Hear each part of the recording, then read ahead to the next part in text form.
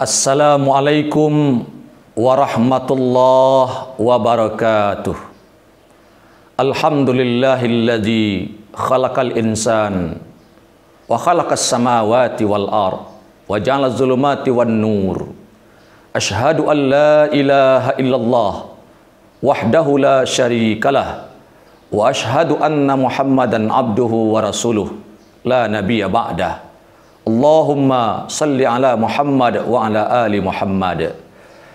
Hadirin pemirsa yang budiman, di kesempatan terbatas ini kami akan menyampaikan tausiah keagamaan. Mudah-mudahan bisa menyampaikan jadi renungan bagi kita semua dalam rangka menghadapi kehidupan yang kita lalui. Pada kali ini judulnya adalah amalan yang terbaik dalam masa musibah. Sebagaimana Allah Subhanahu wa taala mengungkapkan dalam Al-Qur'an, it'amum fi yaumin zi masghabah. Beri makanlah orang pada hari masa kelaparan. Hari ini kita lihat karena dampak situasi lockdown ataupun PSBB akibat adanya ancaman wabah penyakit corona, orang disuruh stay at home, tinggal di rumah. Tidak semua orang bisa punya persediaan untuk memiliki makanan pokok di rumahnya. Mungkin pekerja berat, mungkin para pemulung, mungkin orang-orang tertentu, bahkan kadang orang kaya sekalipun dalam pandang orang banyak, mungkin pada waktu tertentu dia tidak memiliki makanan di rumahnya. Maka ayat yang kita baca itu tidak terkecuali kepada orang-orang yang disebutkan tadi. Tapi intinya ialah bahwa Allah menyuruh kepada kita agar memberi makan kepada orang-orang yang lapar pada saat hari kelaparan. Jadi siapapun yang lapar, yang membutuhkan makan pada waktu-waktu tertentu, apakah dia orang miskin, apakah dia anak yatim, apakah dia petugas, apakah dia aparat, ataupun lain-lain, amalan ini amalan terbaik bagi kita.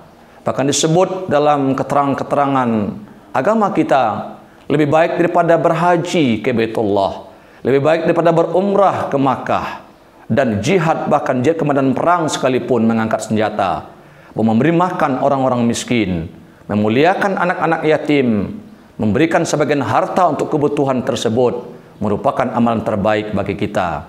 Apalagi di bulan Ramadan yang tercinta ini, bahkan selain di Ramadan saja sudah terbaik, apalagi kita lakukan di bulan Ramadan yang tercinta ini. Pada bagian kedua, amalan yang terbaik kita lakukan di bulan Ramadan ini ialah yakni dengan berzikir kepada Allah Subhanahu wa taala. Bahwa zikir yang kita lakukan itu merupakan jalur ataupun media untuk berkomunikasi dengan Allah Subhanahu wa taala.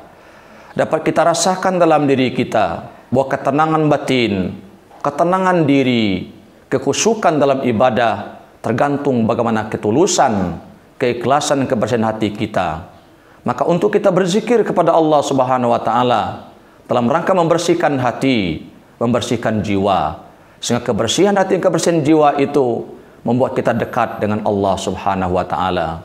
Bahkan zikir yang kita baca, zikir yang kita lafazkan, yang kita ucapkan dengan lisan kita akan mampu menjadi penolong dalam hidup dan kehidupan kita. Kita lihat misalnya kisah seorang nabi Allah Subhanahu wa taala, Nabi Yunus alaihi salam. Dia diberi cobaan oleh Allah Subhanahu wa taala, yakni dimasukkan ke dalam perut ikan karena sebab tertentu. Tapi selama dia berada dalam perut ikan di dasar laut, Nabi Yunus berdoa kepada Allah Subhanahu wa taala, senantiasa berzikir kepada Allah Subhanahu wa taala, memuji Allah, memohon pertolongan kepada Allah, dan mengakui kesalahan yang sudah ia lakukan. La ilaha illa anta subhanaka inni kuntu minaz zalimin. Doa ini dibaca Nabi Yunus alaihissalam dalam rangka menghadapi musibah yang dia hadapi. Ternyata amal yang dia lakukan itu berbuah, diberikan oleh Allah ampunan, dan kemudian dikeluarkan oleh Allah dari perut ikan, diberikan suatu tempat di muka bumi yang kemudian beliau berdakwah di sana. Ini dapat kita ambil pelajaran bahwa kita pun sebagai umat Nabi Muhammad SAW, bahwa kita bila berzikir kepada Allah, mendekatkan diri kepada Allah, agar senantiasa Allah memberikan jalan keluar kepada kita.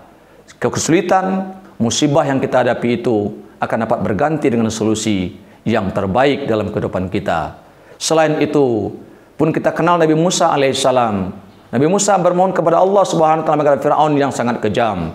Nabi Musa alaihissalam membaca sebuah ayat, wasta'inu bis sabri wassalah. Mintalah pertolongan kepada Allah dengan sabar dan salat. Maka di bagian ketiga yang amalan kita lakukan ialah melaksanakan kesabaran dan salat yang khusyuk dalam kehidupan kita. Mudah-mudahan kita senantiasa menjadi hamba yang taat kepada Allah Subhanahu wa taala. Amalan-amalan yang kita lakukan benar-benar membantu kepada diri kita, baik secara langsung ataupun tidak langsung. Tetapi insya Allah, Allah tidak pernah luput dengan janjinya dan tidak pernah melalaikan janjinya, bahwa orang-orang yang beribadah kepadanya, orang-orang yang takwa kepadanya, orang-orang beramal dengan baik kepadanya akan dibalas dengan balasan yang lebih baik. Man jaa'a bil hasanah falahu asyru amsalihha wa man jaa'a bis sayyi'ah fala yujza illa mislaha.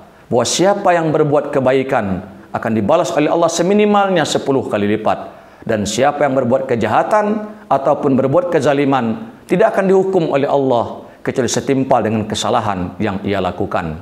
Karena itu, mari kita gunakan kesempatan terbaik Ramadan kali ini 1441 Hijriah untuk beribadah dan beramal kepada Allah Subhanahu wa taala dengan amalan-amalan pilihan, terutama di waktu-waktu yang sangat menentukan ini. Terima kasih. Semoga senantiasa bermanfaat bagi kita semua. Wabillahi taufik wal hidayah. Wassalamualaikum warahmatullahi wabarakatuh.